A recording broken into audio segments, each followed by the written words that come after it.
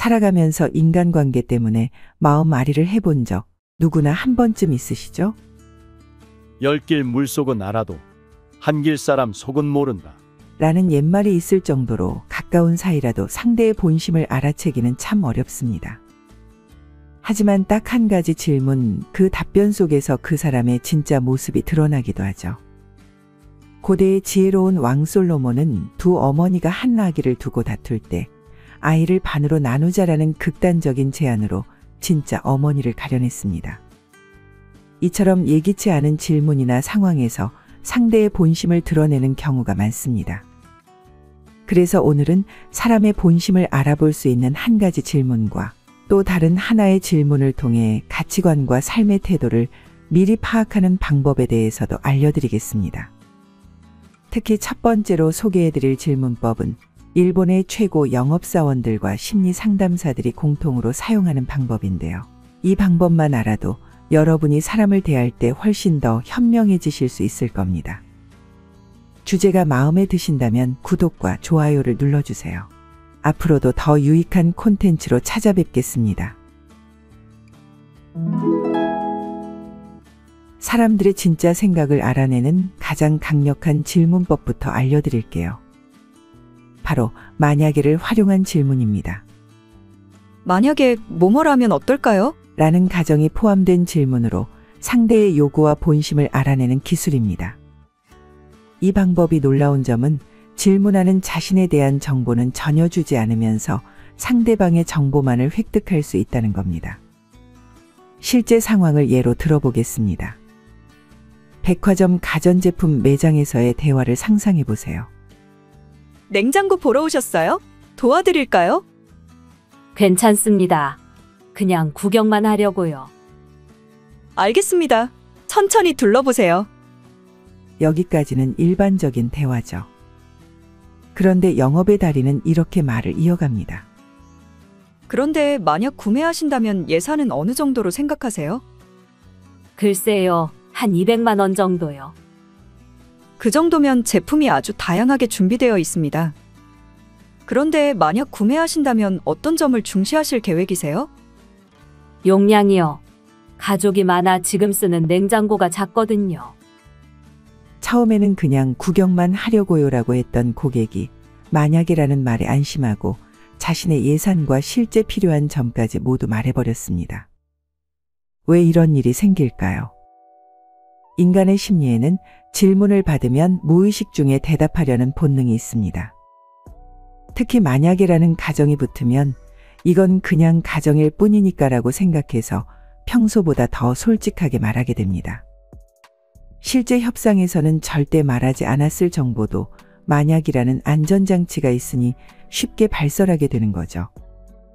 일본의 유명한 심리학자 다니하라 마코토는 그에 져서 사람을 움직이는 질문의 힘에서 이렇게 설명했습니다. 만약이라는 가정은 상대방의 심리적 방어벽을 낮추는 효과가 있다. 이것은 상대가 실제로 결정을 내리는 것이 아니라 단지 상상 속에서 답변하는 것이기 때문이다. 상담에서도 자주 사용하는 질문들을 몇 가지 소개해드리겠습니다. 만약 복권에 당첨되었다면 무엇을 가장 먼저 하시겠어요? 이 질문은 그 사람의 가장 큰 소망과 욕구를 파악할 수 있게 해줍니다. 꿈꾸는 삶의 모습이 무엇인지 알 수 있죠. 누구에게 먼저 알리시겠어요? 이 질문으로는 그 사람이 누구를 가장 체크할 수 있습니다. 인생의 중요한 순간에 함께하고 싶은 사람이 누구인지 드러나죠. 누구랑 무엇을 하시겠어요? 이 질문을 통해 애정관계나 중요하게 생각하는 인간관계를 파악할 수 있습니다. 단 주의하셔야 할 것이 있습니다. 너무 민감한 주제나 개인적인 영역에 대해 갑작스럽게 질문하면 상대방이 솔직하게 대답하지 않고 두리뭉실하게 답변할 수도 있습니다. 서로 신뢰가 쌓인 관계에서 적절한 상황에 사용하는 것이 중요하죠. 또한 이 방법을 통해 알게 된 상대방의 솔직한 생각을 존중해 주세요. 그 정보를 가지고 상대를 판단하거나 비난하는 것이 아니라 더 깊은 이해와 소통의 출발점으로 삼아야 합니다. 그렇다면 이런 질문법을 일상에서 어떻게 활용할 수 있을까요? 첫째, 가족 간의 대화에서 활용해 보세요. 특히 평소 속마음을 잘 표현하지 않는 배우자나 자녀에게 만약 이번 달이 완전히 자유롭다면 무엇을 하고 싶어? 라고 물어보세요. 그 대답을 통해 가족의 진짜 원하는 것을 알 수 있고 더 깊은 대화로 이어갈 수 있습니다. 둘째, 중요한 결정을 앞두고 있을 때 자신에게 물어보세요. 만약 실패가 없다면 나는 어떤 선택을 할까? 이런 질문은 우리가 진정으로 원하는 것이 무엇인지 깨닫게 해줍니다. 다만 이 질문법은 상대방을 이해하고 도움을 주려는 순수한 목적으로 사용해야 합니다. 상대를 조종하거나 이용하려는 의도로 접근한다면 오히려 관계를 해칠 수 있습니다. 중국 고대 철학자 맹자는 이런 말을 했습니다. 남의 마음을 움직이고자 하면 먼저 자기의 진심을 보여야 한다. 진정한 소통은 상대방의 마음을 이해하려는 진심에서 시작됩니다. 자, 지금까지 상대방의 진심을 알아내는 만약의 질문법에 관해 이야기해 봤는데요. 이제는 사람들의 가치관과 삶의 태도를 엿볼 수 있는 또 하나의 질문을 소개해 드리겠습니다. 바로 당신이 가장 고마워하는 사람은 누구인가요? 라는 질문입니다. 겨우 이런 질문으로 사람의 속마음을 알 수 있다고요? 라고 의아해 하실 수도 있겠습니다. 누구에게 감사함을 느끼는지에 따라 그 사람의 인간관계와 세상을 바라보는 관점을 꽤 정확하게 파악할 수 있기 때문입니다. 한마디로 이 질문은 그 사람의 마음 지도를 보여주는 나침반과도 같습니다. 이제부터 본격적으로 이 질문에 대한 5가지 대표적인 답변 유형을 살펴보겠습니다. 혹시 여러분께서도 과연 나는 어디에 속할까 하고 스스로 돌아보시면서 주변 사람들은 어떤 유형인지 한번 떠올려 보시면 좋겠습니다. 첫 번째로 가족을 꼽는 사람, 즉 가족 중심형입니다. 가장 고마운 사람으로 부모님이나 가족을 가장 먼저 떠올리는 분들이 있죠. 예를 들어 가장 고마운 분은 우리 부모님입니다. 물심양면으로 키워주신 덕분에 제가 있었죠. 라고 대답한다면 그 사람은 가족을 삶의 기반으로 여기고 가족에게서 받은 사랑과 희생을 깊이 인정한다는 뜻입니다. 사실 가장 가까운 사람의 공로는 익숙하기 때문에 쉽게 잊히기 마련이죠. 그러다 보니 누군가 가장 감사한 사람을 물어본다면 대체로 가족보다는 남이 먼저 떠오릅니다. 가족이 베풀면 가족이니까 당연한 거고 남이 베풀면 남이니까 대단한 거라고 여겨지기 때문이죠. 그래서 이런 사람은 가족의 헌신을 당연시하기보다는 매 순간 감사하는 마음을 가지고 있기에 대체로 인간관계에서도 겸손하고 성실한 태도를 보입니다. 이들은 보통 가족에서 비롯된 따뜻함과 배려가 몸에 배어 있어서 함께 지내면 안정을 느끼게 되죠. 우리 속담에 원수는 물에 새기고 은혜는 돌에 새겨라. 라는 격언이 있습니다. 원수나 나쁜 기억은 흐르는 물에 글씨를 쓰듯 빨리 잊어버리고 고마운 일은 단단한 돌에 새겨 오래오래 기억하라는 뜻이죠. 그런데 우리 삶을 돌아보면 그것을 거꾸로 할 때가 많습니다. 잊어서는 안 될 소중한 은혜는 쉽게 잊어버리고 상처받은 일은 오래도록 기억하는 경우가 많죠. 하지만 가족을 가장 고마운 사람으로 꼽는 이들은 은혜를 돌에 새길 줄 아는 사람들입니다. 이런 분들은 일상 속 작은 배려에도 고마움을 느끼고 어떤 상황에서도 감사함을 찾아내는 긍정적인 시각을 가지고 있습니다. 두 번째로 스승이나 친구를 꼽는 사람, 즉 관계 중시형입니다. 가족 외에 선생님, 멘토, 친구처럼 인생의 귀인을 떠올리는 경우인데요. 예를 들어 가장 고마운 분은 고등학교 시절 담임 선생님이에요. 저를 끝까지 믿어주신 분이죠. 라고 답하는 유형입니다. 이런 분들은 대개 사회적 관계에 대한 신뢰가 높고 자신도 다른 사람에게 도움이 되는 걸 보람으로 여기는 성향입니다. 이런 유형은 공감 능력이 높고 배려심이 깊어서 주변에 좋은 영향을 주죠. 또한 이들은 배움과 성장에 열려있는 태도를 가지고 있습니다. 스승이나 멘토를 떠올린다는 것은 그만큼 자신이 가르침을 통해 성장했고 그 은혜를 잊지 않고 있다는 뜻이니까요. 우리 인생을 돌아보면 특별한 순간에 나타나 큰 도움을 주고 사라진 사람들이 있습니다. 길을 잃었을 때 방향을 알려준 사람, 절망했을 때 희망을 준 사람, 용기가 필요할 때 등을 밀어준 사람들 말입니다. 최근에 지하철에서 넘어졌는데 옆에 있던 젊은이가 얼른 부축해 주더라고요. 그리고 목적지까지 데려다 주겠다고 했어요. 그 순간이 아직도 생생해요. 이처럼 누군가에게 대가 없는 호의를 받은 경험이 있으신가요? 한순간의 만남이 평생 잊히지 않는 순간이 되는 것. 그것이 바로 인간관계의 묘미입니다. 가족은 늘 곁에서 든든한 기둥이 되어주지만 인생의 여정에서 만나는 다양한 인연들은 우리 삶에 색다른 빛깔을 더해줍니다. 관계 중시형 사람들은 이런 다양한 인연의 가치를 알아보는 눈을 가졌습니다. 그들은 삶의 여정에서 만난 사람들의 흔적을 소중히 간직하고 그 인연에서 얻은 배움을 다시 다른 이들에게 나눠주는 경우가 많죠. 다음으로 세 번째 유형은 거리를 두어야 할 수도 있는 유형입니다. 바로 자기 자신을 꼽는 사람, 흔히 나르시시스트형이라고 부르는 유형입니다. 예를 들어 글쎄요, 특별히 고마운 사람은 없어요. 저는 오로지 제 노력으로 여기까지 왔거든요. 라고 답한다면 속마음엔 다른 사람의 공헌을 인정하지 않는 태도가 깔려 있을 가능성이 있습니다. 물론 스스로를 아끼고 자부심을 느끼는 건 중요합니다. 하지만 고마운 사람이 전혀 없다라고 말할 정도라면 내가 준 호의도 제대로 알아봐 주지 못할 수 있고 잘 되면 자기 덕, 안 되면 남 탓을 하는 성향을 지닐 수도 있습니다. 왜 그럴까요? 자기애성 성격이 강한 사람들은 본인이 받은 도움을 당연시하거나 애초에 인지조차 못하는 경우가 많기 때문입니다. 실제 연구에서도 나르시시즘이 높은 사람일수록 다른 사람에게 느끼는 감사의 정도가 낮다는 결과가 있습니다.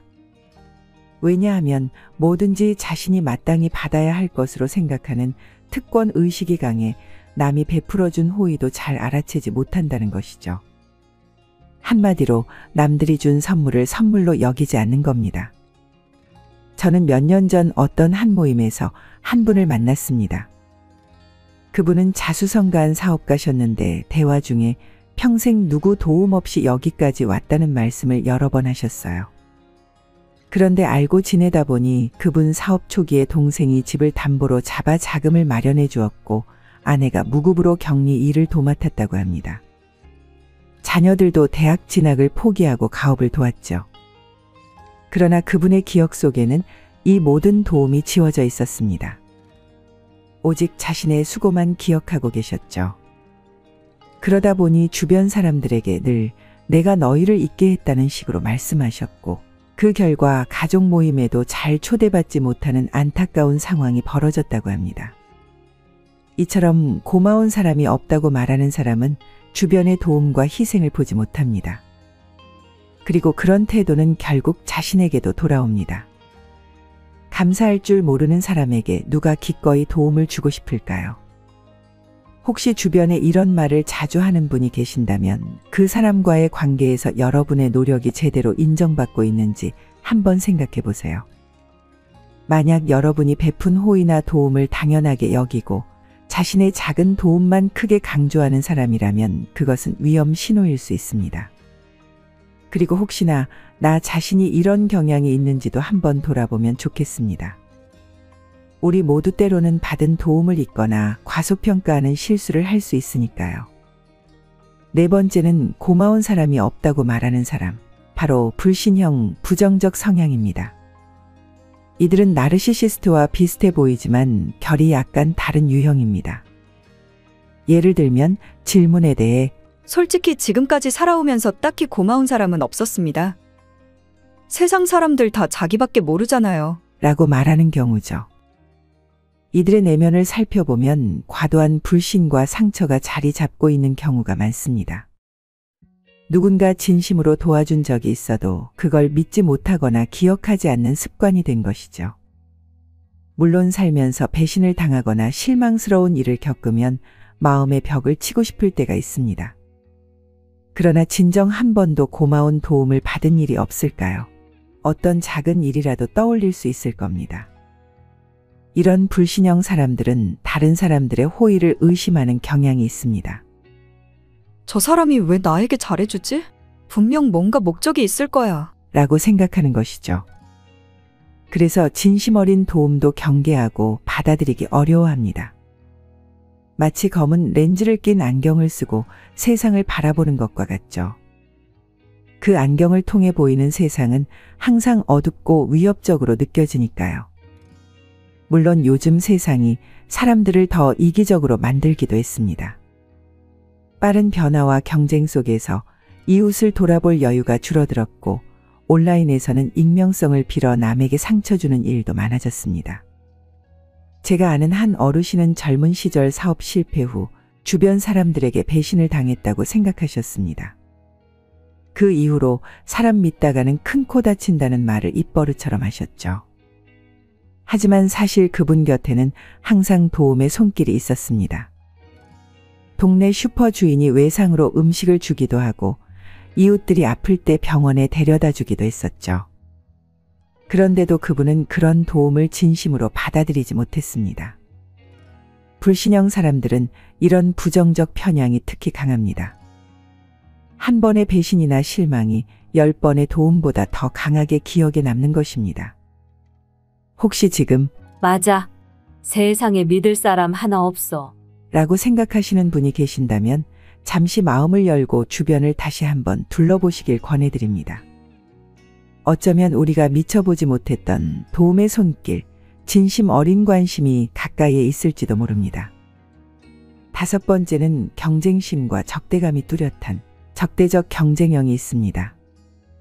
이를테면 가장 고마운 사람 없는데요? 다들 날 방해하려고만 했어요. 그냥 제가 운이 좋아서 살아남은 거죠. 라는 식의 반응입니다. 그들에게 인생은 마치 전쟁터와 같습니다.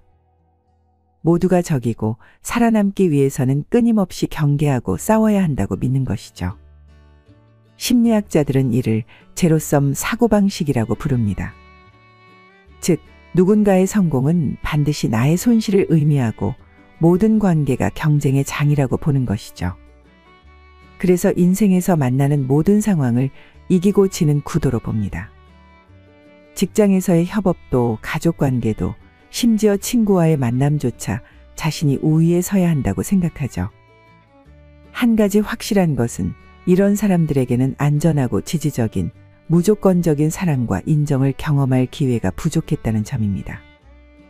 그래서 그들은 세상을 항상 조건부로 인식하게 됩니다. 내가 이길 때만 가치가 있다.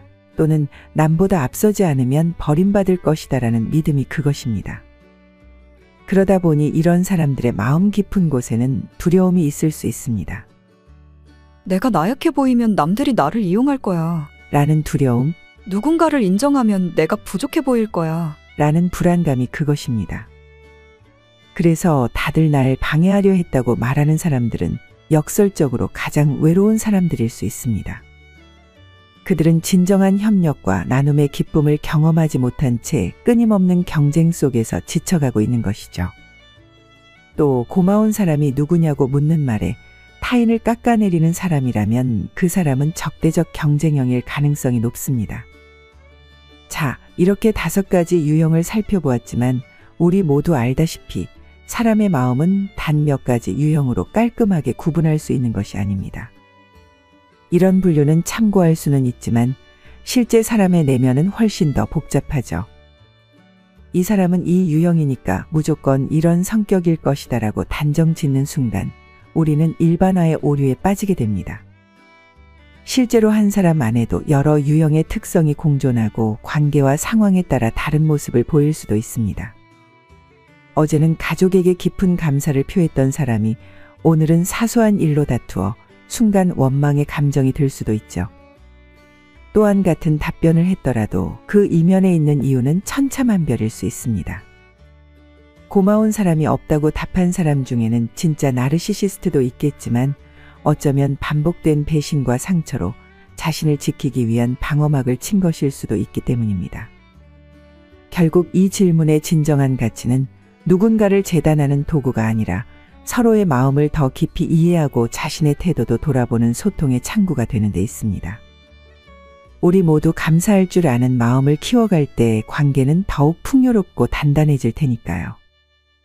여러분은 이 질문에 어떤 답변을 하셨나요?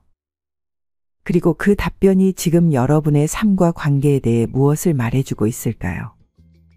잠시 내면의 목소리에 귀 기울여 보는 시간이 되었길 바랍니다. 오늘도 귀중한 시간을 내어 이 영상을 끝까지 시청해 주셔서 진심으로 감사드립니다. 지금까지 지혜의 동행이었습니다. 다음 영상에서도 더욱 유익한 내용으로 찾아뵙겠습니다. 구독과 좋아요는 사랑입니다. 건강하세요.